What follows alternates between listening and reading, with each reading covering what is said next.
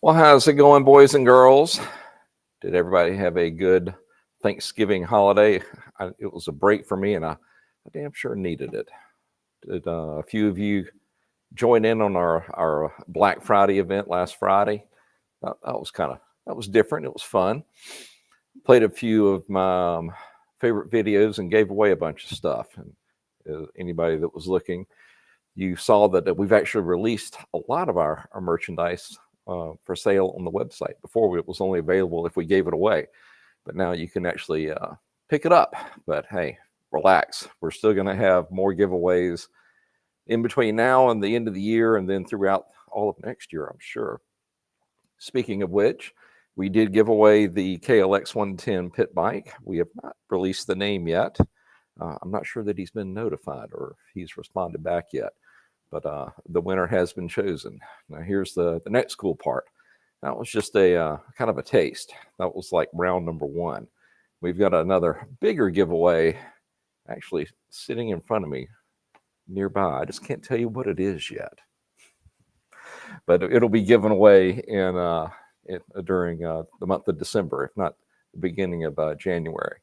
So you want to definitely stick around and pay attention to our social channels so we can tell you what's going to happen and when we're going to give it away and what it is.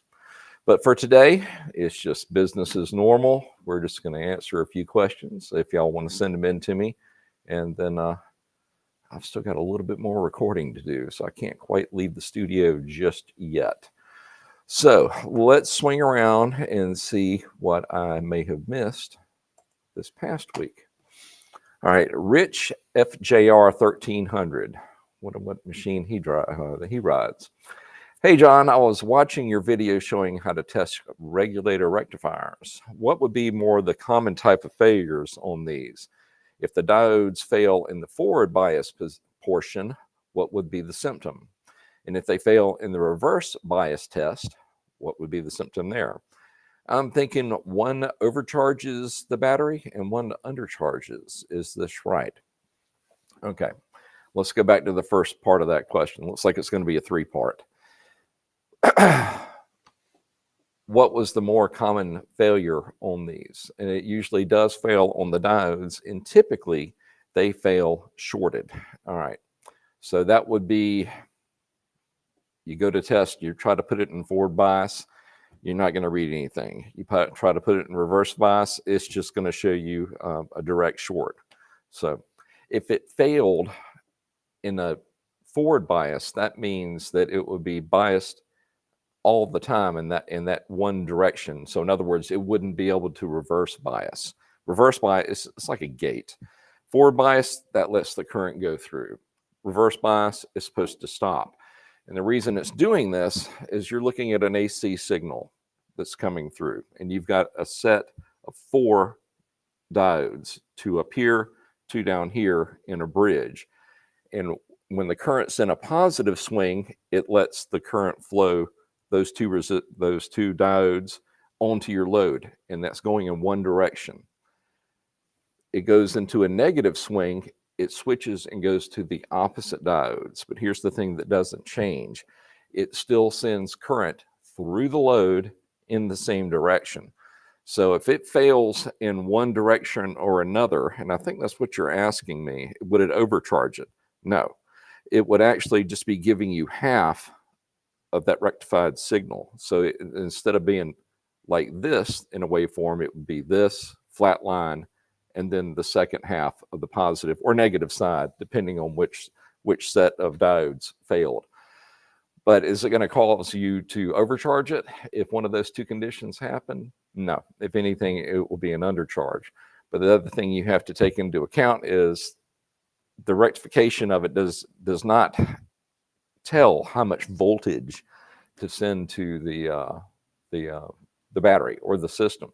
That is done by the regulator side, and that regulates how much voltage. And it's a completely different circuit inside the voltage regulator rectifier, and there's no way to test that from the outside looking back in. I mean, even on some of the rectifiers I've looked at, depending on the complexity of the setup for the rectification circuit, you may only be able to look at one half of the diodes that are in there, depending if they've got Zener diodes built into the circuitry or not. And that's usually on the more complicated circuits. But that's a whole nother ball of wax, and I'd need a big dry erase board to start drawing all that. But to answer your question, no. If your regulator rectifier fails on the rectification charge, that is not going to cause an overcharge. This is usually because of the regulation, the regulator side. If that is out of whack, that would cause it overcharge. That all makes sense? Okay. That I think I did a video on regulator rectifiers explained. Maybe I went into a little bit better detail. May want to check that out in our playlist. Joe Pauling, help! Exclamation point. I'm 60 miles from the nearest mechanic. Ooh. I just purchased a new battery, and when I brought it home and did a static reading, it was only 10.75. So I put it on a battery tender, but have not been able to get it any higher. I connected it to a starter and was able to get the engine running and did a voltage check. It was bouncing around from 9 to 12.5. Is that my stator? I would like to order today and try to get it shipped to me ASAP. I think you're working with a bad battery out of the box, and I've seen it happen. I've gotten a new one off the shelf, dumped the acid into it, went to charge, thing got hot as a firecracker, never got over about 10 or 11 volts. And that was because it had a defect, because when you look at the cross section of a battery, you've got individual cells, and that's what makes up your voltage. And if one of those cells is cracked, it's going to do what yours is talking about, or what you're reading, and you're only getting 10.75 instead of that 13 or more that you should be at, or close to it. Well, that's a little high, John. Let's go 12.8, somewhere in that neighborhood. But no, I don't think there's a problem with your stator at this point in time. I am very confident that it is still a battery problem, even though it is a new battery. Sorry. John Doe. Oh, that is cute. I'm having an issue with my 04 GSXR 600. Anytime I connect the battery, it starts turning over. I get no power to the dash, and the kill switch or the start button does nothing. I'm assuming it's the starter relay. Should I replace the starter relay, or is there something else I should be looking at? It's either your starter relay is failed closed. That means it's closed the circuit, and that's really unusual for that to happen. Or as soon as you put power to your machine, something's immediately closing that circuit or telling the regulator rectifier to close.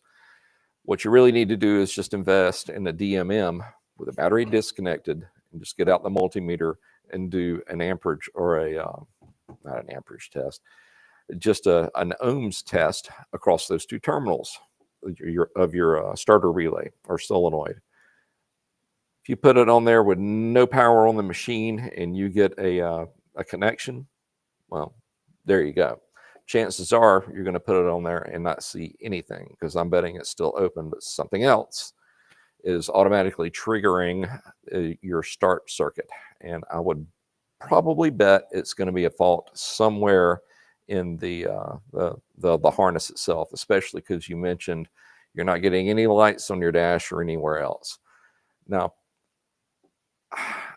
I may be correct in saying that on the Gixxer line, when you go to hit that start button, she basically shuts down everything else. That way it can send all the amperage down through your starter. So that may be why you are not seeing anything on the dash.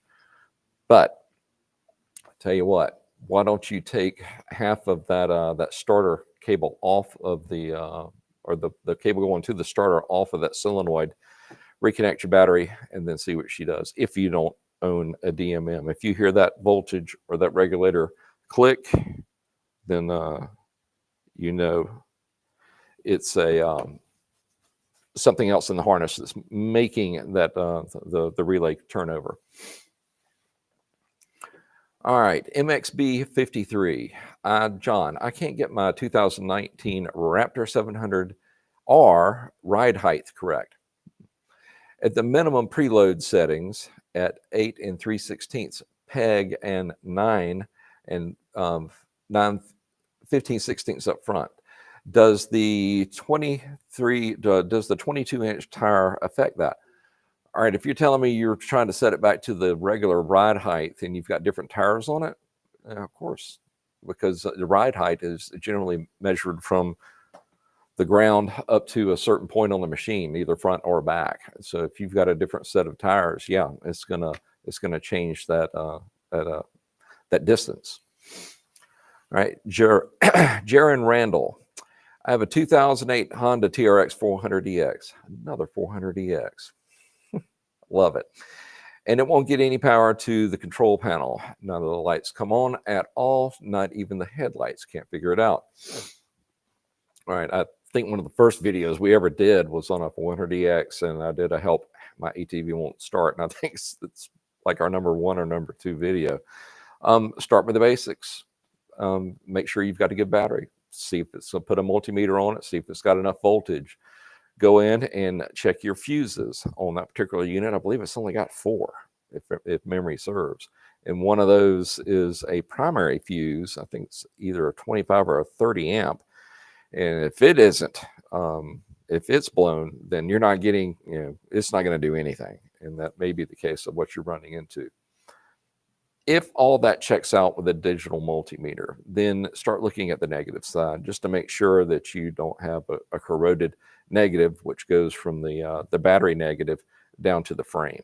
I've seen those they're connected. It looks like everything's all right, but you unscrew that bolt holding it in, and it's corroded on the other side. Nothing was passing through. So just be aware of that. Don't get too caught up on just the positive side of things. And granted, 90% of the time, it's going to be something on the positive side, the positive circuit. But don't overlook looking at the negative.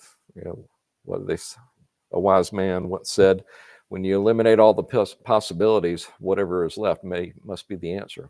And sometimes that's the negative side. All right, Master Matt K. Quick question. My steering wheel doesn't turn as smooth as we would like. I changed the upper shaft bushing. What else could it be? All right, you got to give me a little bit more information than that. I wish you would have given me a year, make, and model. If we're talking about a motorcycle and you basically just have an upper and a lower bearing in the tree, and it looks like you only did the upper part. Well, think about it. Most of your stress, most of the weight is going to be on that bottom one. So if anyone really needs to be replaced, it's going to be that lower bearing.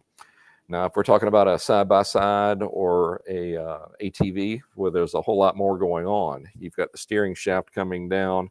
It's going down to a couple of tie rods that are going out to your pivot points on your hubs. It could be any of those things, but I'm going to go under the assumption that we're talking about a motorcycle. So my advice would be go ahead and replace not just the upper, but the lower one as well. And depending on which make and model that you're working with, a lot of a simple upgrade that you can consider, since you're going to have everything pulled apart anyway, is to go from most of your machines have just ball bearings. The Goldwing in particular is guilty of this, the Honda Goldwing. And one of the big upgrades is to change that from ball bearings to tapered roller bearings. Big difference. I went through the pain of doing that on our, is it 2006? Yeah, GL 1800.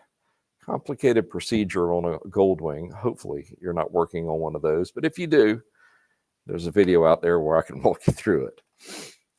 All right, kids. Well, that catches me up for last week.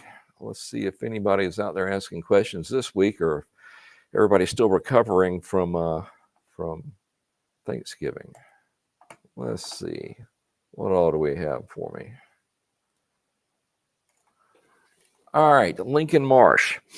Hello, John. I was wondering what your thoughts are on seafoam for vehicles, small engines, ATVs, and snowmobiles. Is it a good product? Does it work? Is there any harm done to catalytic converters in your vehicle when using seafoam? It says on the bottle it's safe for catalytic converters. I just wanted to get your thoughts. I've never really used it that much. I've done it as I used it a couple of times just as a Hail Mary when I was, trying to clean out a fuel tank or a carburetor that wasn't running quite right. And I've had mixed results. Sometimes I noticed a noticeable impact, and other times I really didn't. And what I equate this to, if the system was still functioning, it did a decent job of cleaning it up a little bit. Now, if it's just completely stopped up, no amount of dumping anything into fuel is really going to clean it up. If you've got a gunked up carburetor, it can't flow it. I mean, and it will clean an operational system and make it operate better, but it's not going to fix a completely stopped up system, whether it be carbureted or fuel injected. I'll be learning that or testing that theory here shortly.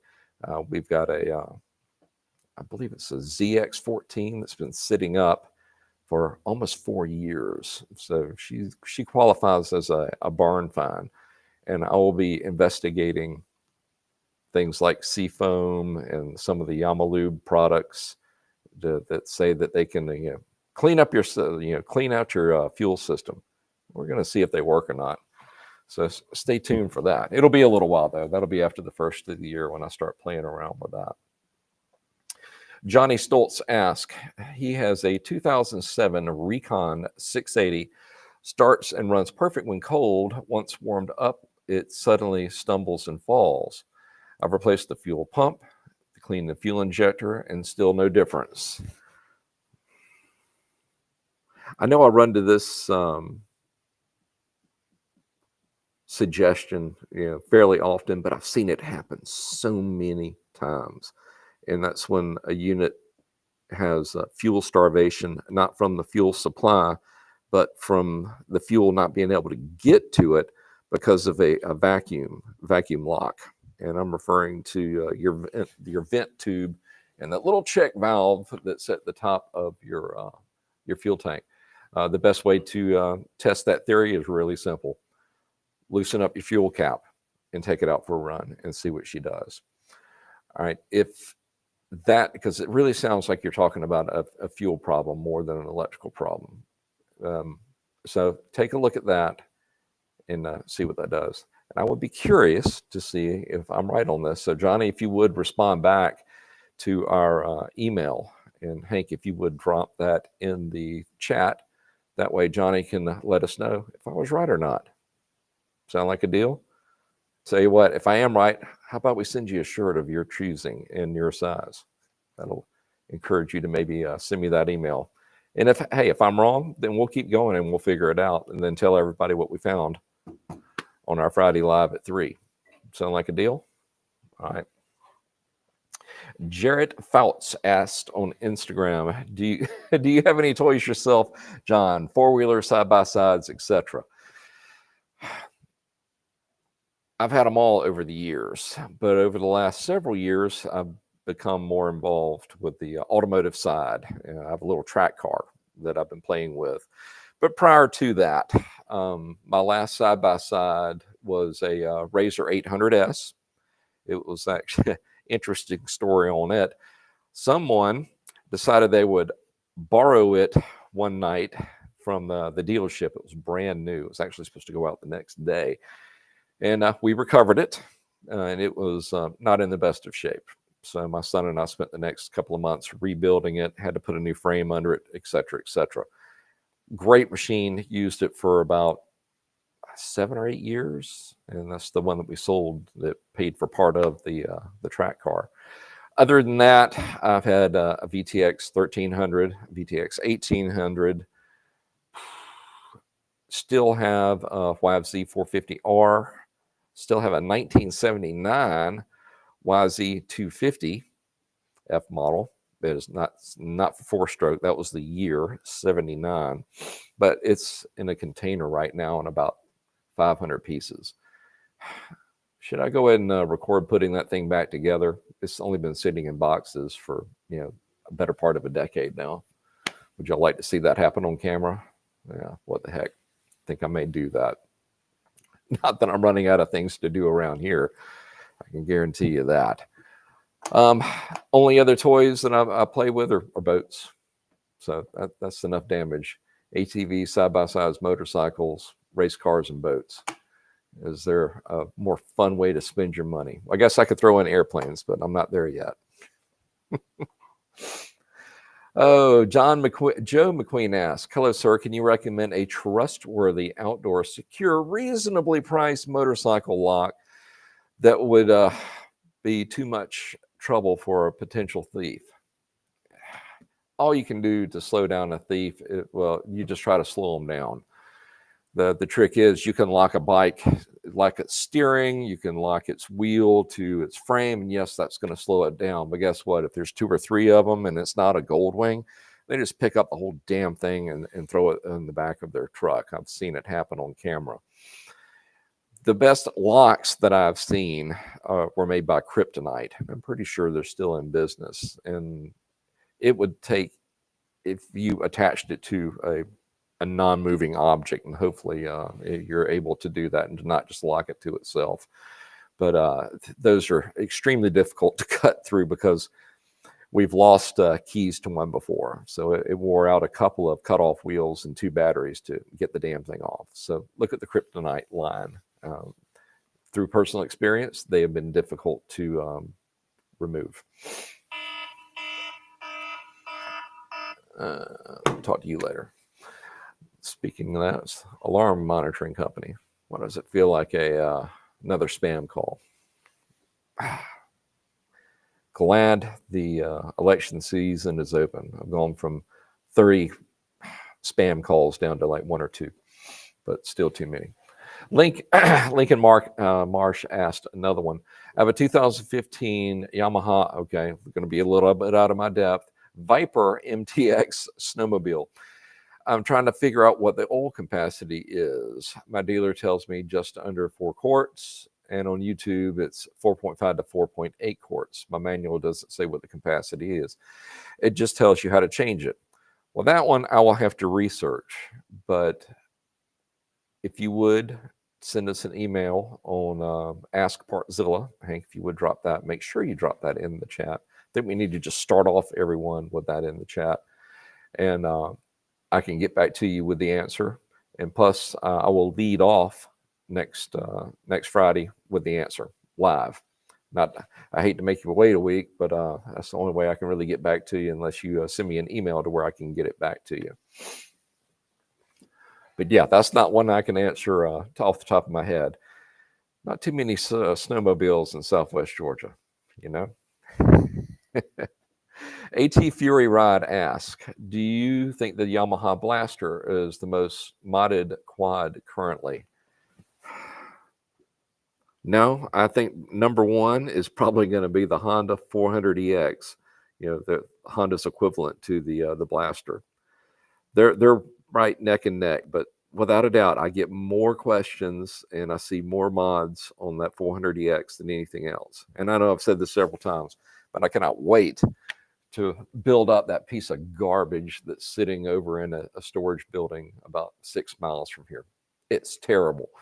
But when I'm done with it, it's going to be absolutely perfect. Fantastic. Well, as perfect as I can get it within reason. I'm looking forward to building that one out. Chris R. asks, how's it going, Chris?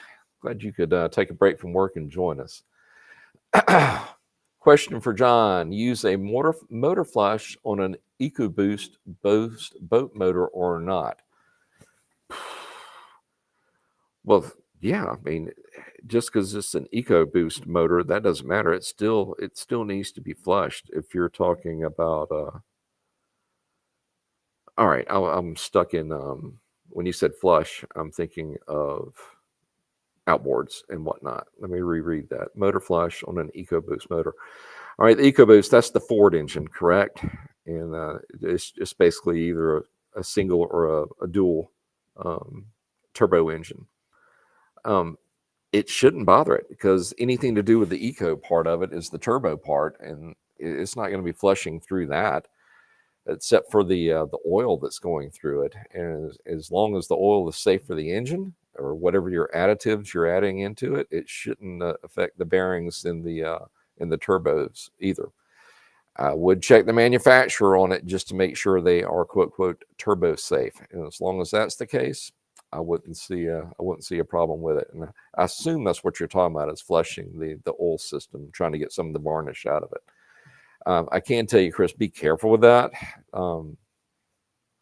Some of the older stuff that I've seen, it almost did too good of a job of breaking down sludge, and then it would stop up different orifices inside the system and do exactly the opposite of what you wanted. And that's scored the damn surface area of your different rotational parts of the engine. So just be leery of that. DM asks, how important is it to replace the flywheel bolts on my 2024 YFZ 450R? I heard they have a tendency to shear off. If Yamaha says they're one-time use only, and I'm betting that's what's going on here, that's important because they're stretched to torque bolts. You take them to a certain torque and then usually a certain amount of rotational, another angle, like 40 or 90 or whatever degrees a little bit further. And at that point, they're stretching. And when you stretch that bolt, that's the torque that holds it in place. Now, if it's already been stretched, when you release it, when you go to do it again, it's got no give. So there's no spring action, if you want to call it that, holding it in the correct space, in the correct space of the correct torque.